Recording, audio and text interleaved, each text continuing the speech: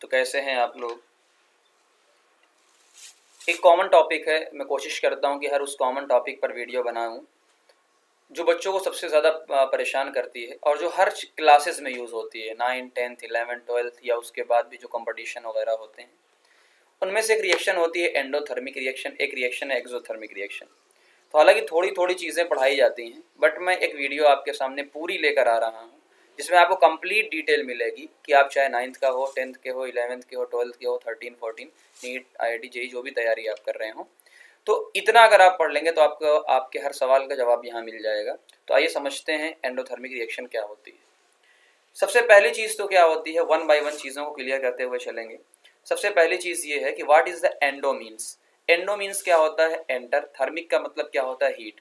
अगर किसी भी रिएक्शन के अंदर हीट एंटर हो रही है, एंटर होने का मतलब क्या होगा कि हम उसको हीट देंगे, ठीक है ना। तो यानी हीट क्या होगी, वहां पर एब्जॉर्ब होगी। जाहिर सी बात है, हम हीट को दे रहे हैं, देने का मतलब क्या है, एब्जॉर्ब होगी। अब एक चीज को बहुत ध्यान से समझना कि what is the system, what is the surrounding. हम किसी के रेस्पेक्ट में बात करते हैं। एक बात हमेशा समझना कि आपका जब भी कोई चीज आप लेते हो, मान लो कोई बीकर आपने लिया है जिस पर आप स्टडी कर रहे हो, जिस चीज को लेकर आप स्टडी कर रहे हो उसको हम क्या मान लेते हैं, सिस्टम। भाई जिस चीज को भी लेकर हम स्टडी कर रहे हैं उसको हमने क्या माना, सिस्टम। जैसा कि यहाँ पर एक बीकर है जिसमें हम रिएक्शन को देख रहे हैं, उसके अलावा, सिस्टम के अलावा पूरी दुनिया जो है, पूरी दुनिया कह लो सिस्टम के अलावा, वो क्या है, सराउंडिंग। तो अपने को ध्यान किस पर देना है कि जिस चीज को लेकर हम स्टडी कर रहे हैं वो हमारा सिस्टम है और बाकी सारे लोग क्या हैं, सराउंडिंग है। तब ध्यान ध्यान से क्या देखना है, एक चीज कि heat is absorb by the system. तो एनर्जी आप दे रहे हो, इसका मतलब बाहर से एनर्जी इस बीकर के अंदर आएगी। समझना बात को, भाई एनर्जी देने का मतलब क्या है कि आप एनर्जी दे रहे हो इस बीकर को, तो सिस्टम का टेम्परेचर क्या होगा, इंक्रीज होगा। तो सराउंडिंग का टेम्परेचर क्या होगा, डिक्रीज होगा। क्यों, आप बाहर से हीट दे रहे हो, तो बाहर का डिक्रीज और सिस्टम का क्या हो जाएगा, इंक्रीज। तो दिमाग में क्या रखना है कि हम सिस्टम पे देख रहे हैं, तो सिस्टम को आप एनर्जी दे रहे हो, एनर्जी वो ले रहा है, तो टेम्परेचर क्या हो जाएगा, बढ़ जाएगा। चलो ठीक है। Favoured by high temperature, surrounding का हाई टेम्परेचर। जाहिर सी बात है, ये वर्ड क्यों लिखा, favoured by high temperature surrounding. इसका ये मतलब है नहीं है कि सराउंडिंग का टेम्परेचर ज्यादा हुआ, बल्कि हम ये कह रहे हैं कि सराउंडिंग में ज्यादा टेम्परेचर है, और अगर सराउंडिंग में ज्यादा टेम्परेचर होगा तो ज्यादा से कम की तरफ आएगा। तो ये बात समझ में, दोनों में अंतर है, ठीक है ना। चलो एक चीज खाली आपको ध्यान क्या रखना है कि यहाँ पर डेल्टा एच क्या होता है, पॉजिटिव होता है। इस चीज को आप खाली ध्यान रख लो, है ना। ये क्या ध्यान रखना इसलिए है कि जब आप हीट देते हो तो ओवरऑल एनर्जी क्या आप दे रहे हो, तो जो ओवरऑल आएगा वो क्या आएगा, पॉजिटिव आएगा। तो आइए वन बाय वन समझते हैं इसका क्या मतलब है। देखो ये रिएक्टेंट है, ये प्रोडक्ट है ना। कि ये सबको पता होता है रिएक्शन में एक रिएक्टेंट होता है, एक प्रोडक्ट होता है, ठीक है, अच्छी बात है। तो रिएक्टेंट और प्रोडक्ट, तो जो ये एनर्जी होता है डेल्टा एच होता है, जिसे कहते हैं इंथैल्पी चेंज। भाई जाहिर सी बात है, फाइनल माइनस इनिशियल, तो प्रोडक्ट माइनस रिएक्टेंट, तो हम कहेंगे प्रोडक्ट की एनर्जी माइनस रिएक्टेंट की एनर्जी, दोनों क्या है, पॉजिटिव है। अब खुद दिमाग लगाओ, अगर ये पॉजिटिव आएगा, पॉजिटिव आएगा, इसका मतलब क्या है कि प्रोडक्ट की एनर्जी ज्यादा होना चाहिए, प्रोडक्ट की एनर्जी ज्यादा होना चाहिए, तभी तो पॉजिटिव। यानी अगर प्रोडक्ट बड़ा होगा तो बड़ा माइनस छोटा तो क्या आएगा, पॉजिटिव आएगा, ठीक है। और एक चीज हमेशा केमिस्ट्री के अंदर याद रखना, स्टेबिलिटी और एनर्जी में उल्टा रिलेशन होता है। ये देखो एनर्जी और स्टेबिलिटी में क्या होता है, उल्टा रिलेशन होता है। यानी अगर प्रोडक्ट की स्टेबिलिटी, एनर्जी ज्यादा है तो उसकी स्टेबिलिटी क्या होगी, कम होगी। इसीलिए तो खुद सोचो, अगर प्रोडक्ट की स्टेबिलिटी ज्यादा होती तो रिएक्शन खुद हो जाती, लेकिन हम ये देख रहे हैं कि हमें एनर्जी देनी पड़ रही है, इसका मतलब रिएक्टेंट की स्टेबिलिटी क्या है, ज्यादा है।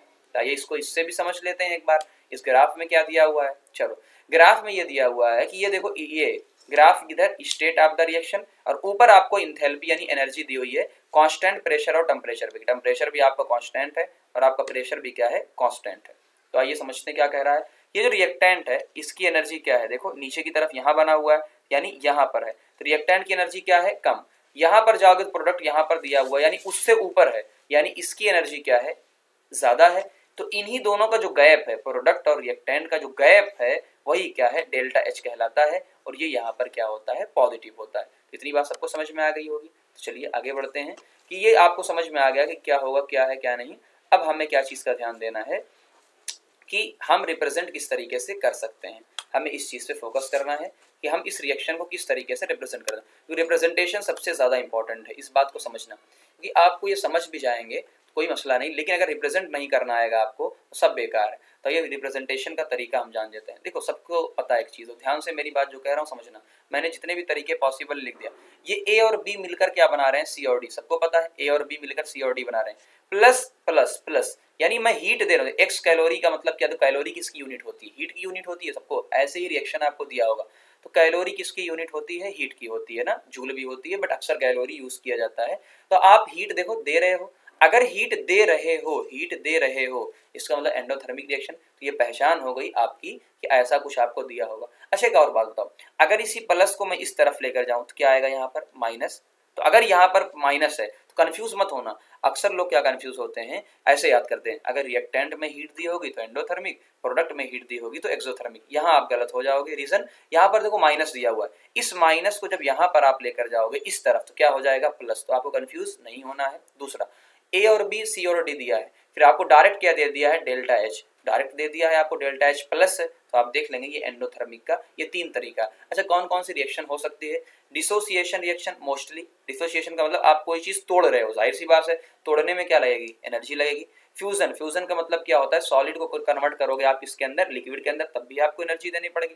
वेपोराइजेशन सबको पता होता है, लिक्विड इनटू वेपर ना, तो ये सारी चीजें आपको ये पता है। सब्लिमेशन का मतलब पता होगा, सॉलिड इनटू द गैस। तो अगर नहीं पता तो मैं आपको छोटी छोटी चीजें यहाँ पर लिख सकता हूँ कि जो आपका फ्यूजन होता है, फ्यूजन का मतलब क्या होता है कि आप सॉलिड से किस में जा रहे हो, लिक्विड में जा रहे हो। ये वेपोराइजेशन क्या होता है, अगर आप लिक्विड से किसके अंदर जा रहे हो, गैस के अंदर जा रहे हो, है ना ये।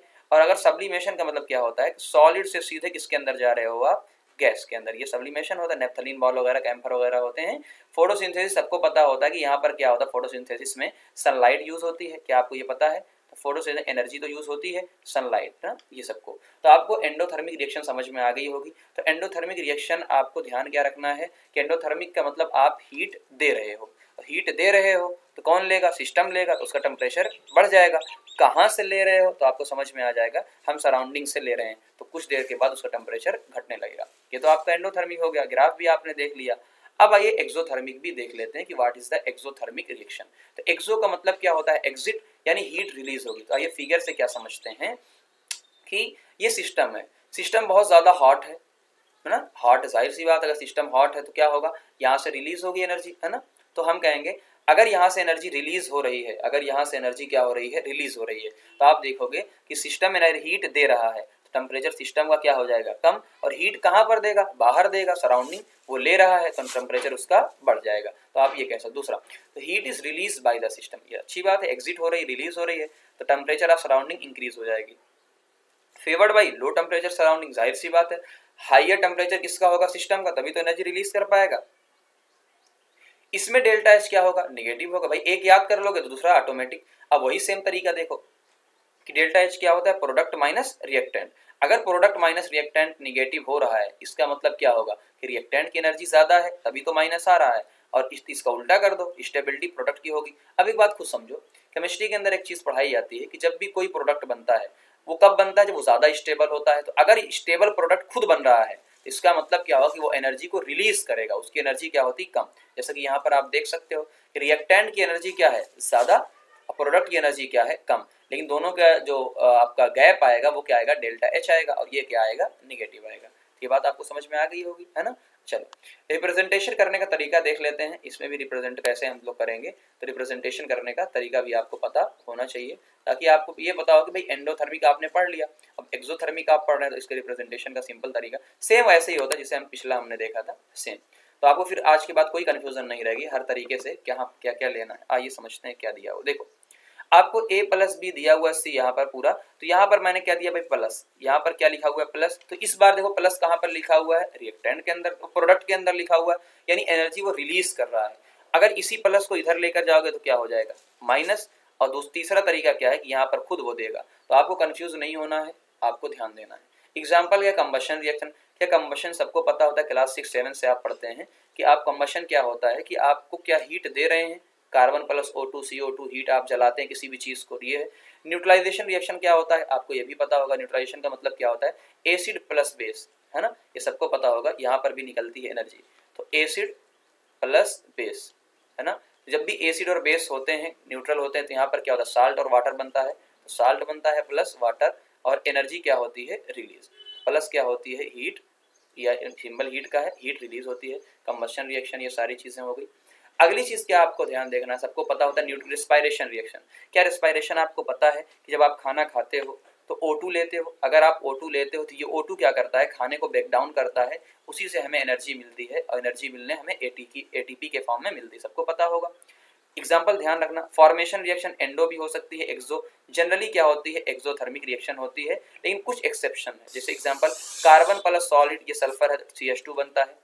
नाइट्रोजन और Cl2 मिलकर NCl3 बनते हैं, N2O2 और O2F2। तो मेन रिएक्शन कौन कौन सी है, ये वाली, ये और ये वाली। तो इसको ध्यान रखना, ये क्या होते हैं, पॉजिटिव। बाकी अक्सर फॉर्मेशन रिएक्शन क्या होती है, वो एक्सोथर्मिक ही होती है। तो ये मैंने फुल डिटेल के अंदर आपको पूरा बता दिया है, अब आपको घबराने की ज़रूरत नहीं है। तो आप देख सकते हैं, आप पूरा एंडोथर्मिक और एक्सोथर्मिक देख सकते हैं। आप इसको शेयर करिएगा और अगर समझ में आया हो तो आप क्या करिएगा, यहाँ पर इसको लाइक करिएगा और शेयर करिएगा।